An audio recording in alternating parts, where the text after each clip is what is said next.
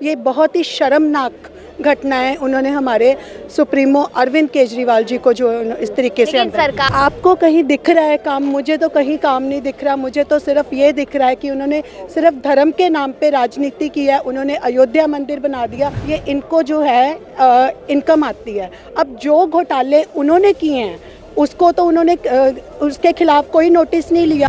नहीं जी, ऐसी कोई बात नहीं है। उन्होंने महिलाओं के लिए भी बहुत कुछ किया है। मोहल्ला क्लिनिक बसों में सेवाएं दी और मोहल्ला क्लिनिक वगैरह बनाए हैं। लेडीज़ को इनसे बहुत ज़्यादा फायदा हुआ है। सम्मान भत्ता शुरू किया है उन्होंने।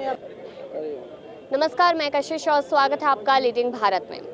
यहाँ पर देखा जाए तो 31 तारीख का जो दिन है वो इंडिया अलायंस के लिए कहीं ना कहीं बहुत बड़ा दिन माना जा रहा है और इंडिया अलायंस के लोगों का साफ तौर पे कहना है कि भाजपा के लिए चुनौती होने वाली 31 तारीख का दिन। अरविंद केजरीवाल को लेकर चर्चा कर लेते हैं इस मुद्दे पर। यहाँ पर ये कहा जा रहा है कि अरविंद केजरीवाल बेगुनाह है, लेकिन भाजपा लगातार कह रही है कि घपला हुआ है। देखो, भाजपा का ये जो तानाशाही सिस्टम है ये सब लोग देख चुके हैं।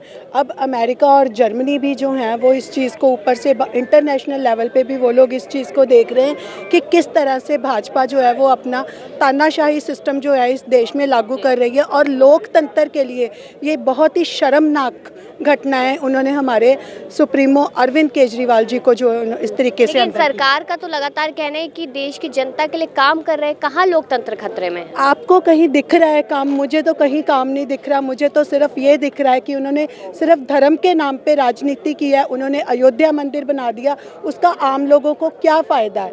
ठीक है, श्रद्धा एक अपनी जगह पे है, बट विकास के नाम पे उन्होंने क्या काम किया है? उन्होंने जो सरकार विकास के नाम पे काम कर रही है, जो लोगों को रोज़गार दे रही है, एजुकेशन प्रोवाइड करने के लिए दिल्ली में लगातार हमारे अरविंद केजरीवाल जी ने इतना काम किया, इसी चीज़ से घबरा के उन्होंने अरविंद केजरीवाल जी को अंदर कर दिया। लेकिन कहते हैं यहाँ पर कि युवाओं का भविष्य कहीं ना कहीं खराब किया है। एक पर एक शराब बेचकर यहाँ पर जो किया वो गलत है। देखो, शराब नीति, ये एक्साइज पॉलिसी जिसको हम कहते हैं, ये हमारे देश की बैकबोन है। ये इनको जो है इनकम आती है। अब जो घोटाले उन्होंने किए हैं उसको तो उन्होंने उसके खिलाफ कोई नोटिस नहीं लिया। और हमारे अरविंद केजरीवाल जी बिल्कुल बेकसूर है, उनके खिलाफ उन्होंने नोटिस ले लिया ईडी को। और जस्ट एक बयान के ऊपर, बयान के बेस पे एक सीएम को उन्होंने जो है वो ऐसे अरेस्ट किया है। ये कहाँ का ये सिस्टम है? क्या आज तक कभी ऐसा हुआ है इस देश में? ये आज हमारे देश में ये पहली मिसाल है और ये बहुत ही शर्मनाक है मोदी जी के लिए। यहाँ पर ये माना जा रहा है कि दिल्ली की अगर हम बात करें और पंजाब में भी सरकार है, तो केजरीवाल जी की सरकार आने के बाद महिलाओं का विकास नहीं हुआ, महिलाओं को फायदा नहीं हुआ, या महिलाओं को वोट बैंक बनाया शायद। नहीं जी, ऐसी कोई बात नहीं है। उन्होंने महिलाओं के लिए भी बहुत कुछ किया है। जैसे बिजली यहाँ पे फ्री हो गई है और बच्चों की जो स्टडी है उसके लिए भी उन्होंने किया। मोहल्ला क्लिनिक बसों में सेवाएं दी और मोहल्ला क्लिनिक वगैरह बनाए हैं। लेडीज़ को इनसे बहुत ज़्यादा फायदा हुआ है। सम्मान भत्ता शुरू किया है उन्होंने, तो इसके लिए लेडीज़ को बहुत ज़्यादा फायदा हुआ। उनकी किचन में जो उनका बचत है बहुत ज़्यादा बढ़ी है उनकी। क्या कहेंगे आप? ये सही कहे जी, महिलाओं को बहुत सुख मिला है।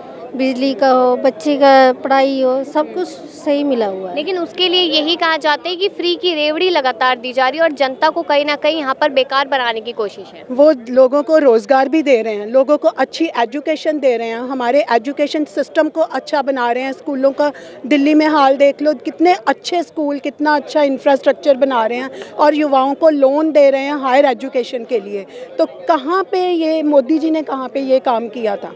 ये कहते हैं कि सरकारी स्कूलों की बात करते हैं तो सरकारी स्कूलों में इंफ्रास्ट्रक्चर अंदर से बहुत बेहतर हो रहा है, लेकिन पढ़ाई उतनी बेहतर नहीं हो रही। ड्रॉप आउट के जो केसेस है वो लगातार बढ़े हैं केजरीवाल जी की सरकार में। देखो, टीचर्स को अच्छी ट्रेनिंग दी जा रही है, उनको बेस्ट फैसिलिटीज़ प्रोवाइड की जा रही हैं।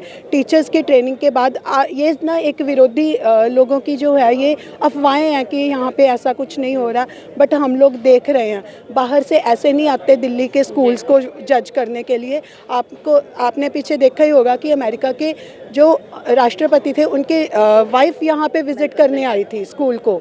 तो ये कोई ना कोई बात तो है ना जो उन्होंने इस दिल्ली में उन्होंने ये परिवर्तन लेके आए हैं। तो मोदी जी इसी चीज़ से डर रहे हैं कि अगर लगातार ये अरविंद केजरीवाल जी की सरकार इसी तरह काम करती रही तो मोदी जी का आने वाले समय में उनका जो भविष्य है, राजनीतिक भविष्य, वो सबसे बड़ा खतरा इस टाइम उनके लिए अरविंद केजरीवाल जी हैं। और जो 400 का नारा लग रहा है उस पर क्या राय है महिलाओं की? महिलाओं की लगातार यही कहा जा रहा है भाजपा की तरफ से कि अब की बार 400 पार और 7 सीटें दिल्ली के हाथ में है, भाजपा के फिर से हाथ में आएगी, ऐसा क्या? नहीं आएंगी जी, इस बार बिल्कुल नहीं आएंगी, इस बार 13-0 होएगी।